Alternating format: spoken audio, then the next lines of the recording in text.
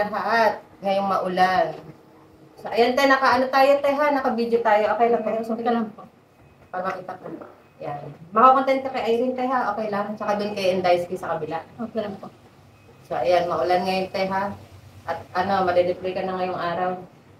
Yan. Paano mo na tuntun dito sa agency namin? Kwento mo sa kanila para marinig nila yung kwento mo. Paano ka nakarating? Nakita ko po sa Facebook yung page niyo po. Tapos nag-message po ako. Sino nagsabi sa'yo dun sa Facebook namin? Wala, nakita ko lang po. Nakita mo lang. Kailan ka pa nag-apply dito sa amin?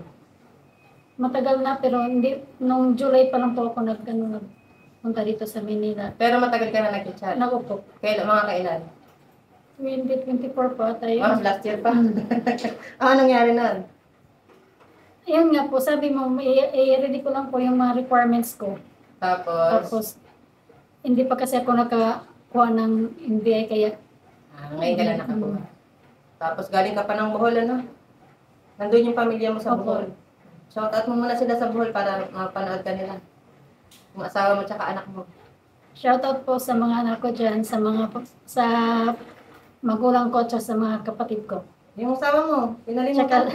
Darling mo, sa asawa ko po. Maganda yung pangalan ng asawa mo para, mo muna siya. Para mapanood niya sa Bohol. Huwag na po. Ayaw mo? Sige. So, ayan, sinong titiran mo dito sa Manila? Sinong inistayan mo bago ka pupunta dito? Kapatid po ng asawa ko. Parang hipag mo. Opo. So, yan, ano naman ang experience mo dito sa amin? Okay lang. Nung nag-apply ka? Wala pong Masaya ka problema. ba? Dito ang napili mo, te. Sa employer na nakuha mo? Okay po. Ba, dito naman ang napili mo, te. Nagustuhan ko po kasi yung about dito ko sa mga sahod, sa mga benefits po. Ano namang nagustuhan mo, te? Di ba galing ka sa kabila? Galing ka dun sa kabila, te. Huwag mo mention yung pangalan. Nagpunta po ako dun sa, Huwag mo Sa mention. kabila. sa kabila. Tapos, pero hindi po ako, nag-fill up lang ako ng form, pero hindi po, sabi nila, balik daw po ako kinabukasan, pero hindi po ako nagbalik kasi ang plan ko po talaga, dito po talaga ako sa inyo mag-apply kasi yun nga po, malaki po yung sahod tsaka yung mga benefits po. Ba't doon? Hindi Hindi ka parehas. Medyo lang po yung Medyo mababa. So, kaya dito mo nagustuhan na... Paano mo nakita yung sa kabila? sa Facebook lang din po. Nag-ano sila?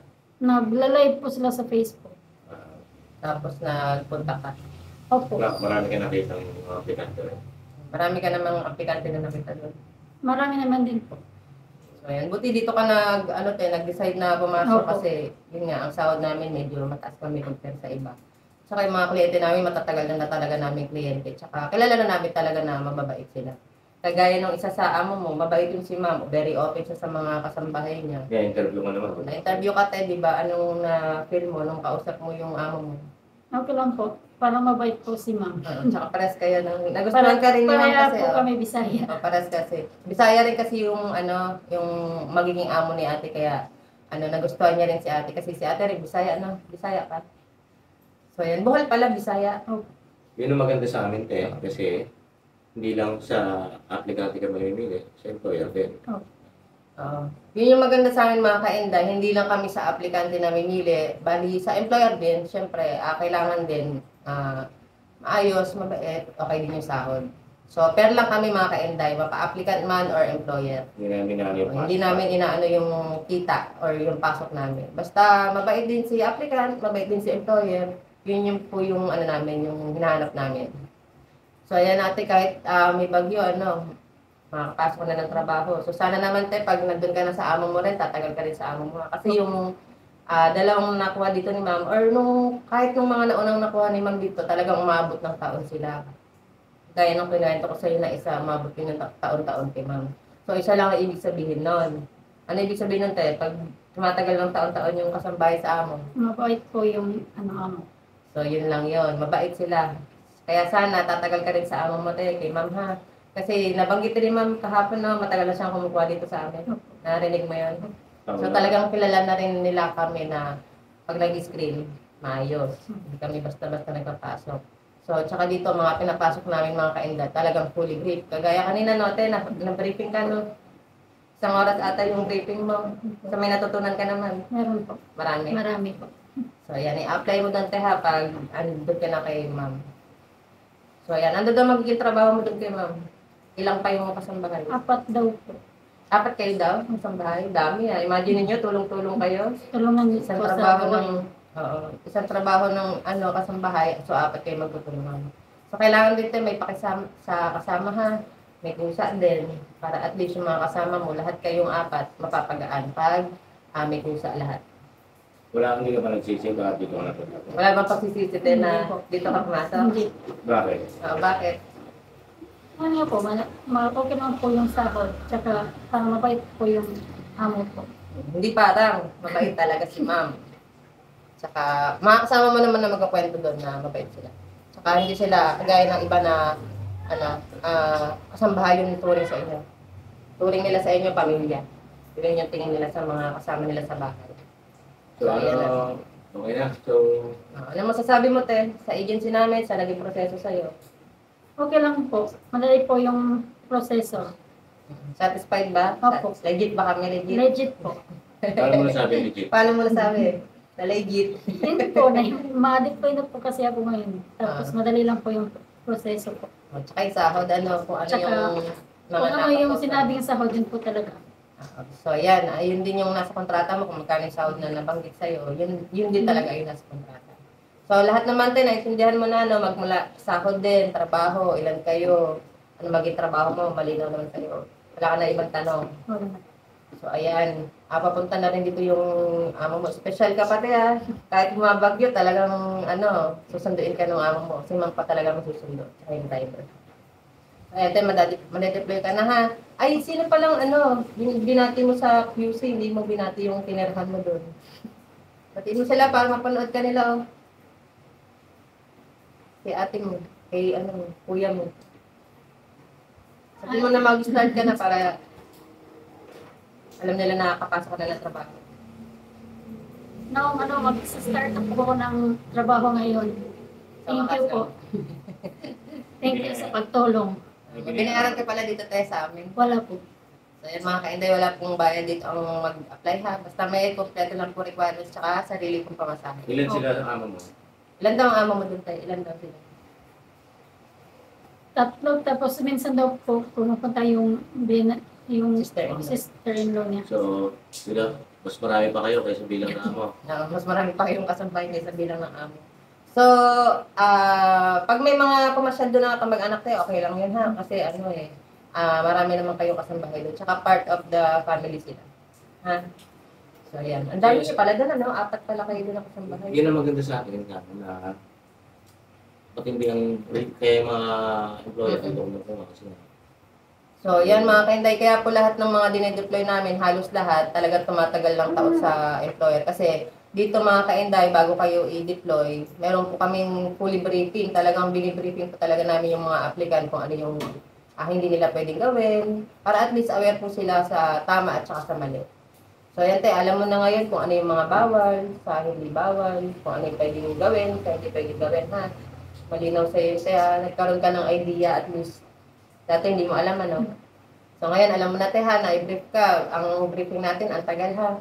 So, yan yung mga maganda sa amin, mga kainday. Kaya yung mga dinedeploy talaga namin, talagang nandun pa sa mga amo nila. Kasi at saka, nang-i-screen din kami. kaya marami Sa chat pa lang, nagpipili na talaga kami kung sino yung pwede, sino yung hindi pwede. Pag medyo may pag-usap, yun yung mga no-go. Sabihin, medyo yung tagilid. mga nagko-comment doon. Ano naman masasabi mo sa mga nagko-comment na bakit ang tagal-tagal mag-reply na Irene? Bakit? Ano masasabi mo sa kanila para mapanood nila? Chat lang kayo hanggang mapansin ko na Kasi sa dami po kasi nang nag-inquire, kaya di po kayo mapansin. Naiipon kasi mga kainday. Gaya ngayon, bumabagyo. So medyo ako mag-reply mga kainday. Kasi ang dami talagang nag-a-apply, nag-message. So, ang nangyayari kasi bawat minuto, natatambakan ako. So kung sino yung unang nag-chat ngayon, kunwari mamaya, after 5 minutes, iilalim na po yan hanggang matabunan na po. So, kung mag-reply ka sa isa, maandal yung oras. Palalim ng palalim. Oo. Natatabunan ng natatabunan. Kunwari, mag-chat si ate, una, 6 o'clock ng umaga. Reply. After 5 minutes, replyan ko. May magchat-chat, marami ulit magchat-chat. So, ang nangyayari kasi mga ka-Inday, naiilalim ulit kung sino yung una nag-chat. Pwede So, naman. tsaga-tsaga lang po muna sa mga gustong ma-replyan o sa nag-a-apply. Pero kung sa tingin niyo po na kailangan niyo na po talaga ng trabaho, kailangan niyo ng kumita, may mga iba naman po na agency na license agency rin. Kung hindi po tayo makakapag-wait ng reply na IRIN. Pero, Kasi hindi ko po talaga kaya ma-replyan. Lahat kayo sabay-sabay. At saka may mga limit lang po kasi ang pag-reply. Hindi po pwedeng sunod-sunod na napakarami. So, tsaga-tsaga lang po. yung mga nagsasabing ano, Oo. tagal na ako nag-BNP, apply na lang sila sa iba. Sa mga nag-chat po na na hindi ako nagre-reply, na ang tagal ko Magko-comment mag-reply, tapos magko-comment pa. Pwede naman po kayo Galit pa. mag-try muna sa iba mag-apply. Kasi marami naman pong ibang applyan dyan. So, kung hindi po kayo makapag-antay sa kasi hindi ko talaga kaya ma-reply lahat.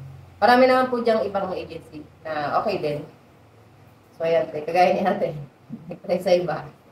Pero bumalik dito. Ate. Opo. So, ayan. Satisfied, happy ka naman te na Opo. sana kuha mong amo. Opo. No, kasi I'm sure magkakasundo kayo ni ma'am kasi pares kayo ng Mabait sila. Para okay sila, Bisaya. very open sila sa pagkain, wala ka rin maging problema. Nakita mo naman kahapon, di ba sa pag-usap yun? Siya pa nagpo-post. Kaya magpupo ka rin. Ha? Pag kakasapin ka, huwag natin kakalimutan magpuwat ako. Ha? So, ayan mga ka-Inday at Observe mo naman si ate. saka mga ka-Inday, si ate naman, okay naman sa screening namin, kaya talagang tinaga talaga siya na makakuha din ng maayos na employer kasi na-observe din namin kay ate na ayos maglinis, Sipag. sunurin, masipag. At saka hindi siya yung Galak. tipo na pag kinis na, magsasalita ng hindi maganda. So siya very patient. Saka very siya Importante. makipag-usap. Maayos pa rin makipag-usap. Yun yung inanap namin mga ka-Inday. Kailangan dito, walang attitude, masipag, may pusa, maayos magtrabaho, flexible din. Yun yung mga inanap Mahirapan namin. lang konti. Galit na. Oo. Kasi iba, mahirapan lang konti, galit na. Tapos Galit kung na sa ano na mundo. sasabihin, parang galit na sa mundo. Galit na Yung sa lahat. magsasalita na ba ng hindi maganda? Kasi yun yung isa sa maganda kay ate, kahit na medyo nainis na, maayos pa rin siya may pag-usap. So yan mga ka-Inday, alam niyo na yung mga technique ha, sa mga hinahanap po namin. Kaya doon sa mga nagko-comment dyan na nagkagalit na, pwede naman po kayo muna mag-try sa iba. Kasi baka hindi po kayo yung kailangan namin na Hindi aplikante. hindi yung hinahanap na. Oo, hindi po yun yung hinanap namin. Hinanap po namin, mabait, masipag, may kusa at flexible po. So yan mga ka-Inday, May pangunawa. malawak din ang pangunawa. Kagaya ni ate, malawak ang pangunawa. Bakit hindi nare-reply? Siyempre, isip mo. Baka Saka isipin nyo rin mga ka-Inday kung bakit hindi kayo nare-repair agad. Dapat malawak po yung pag-iisip natin.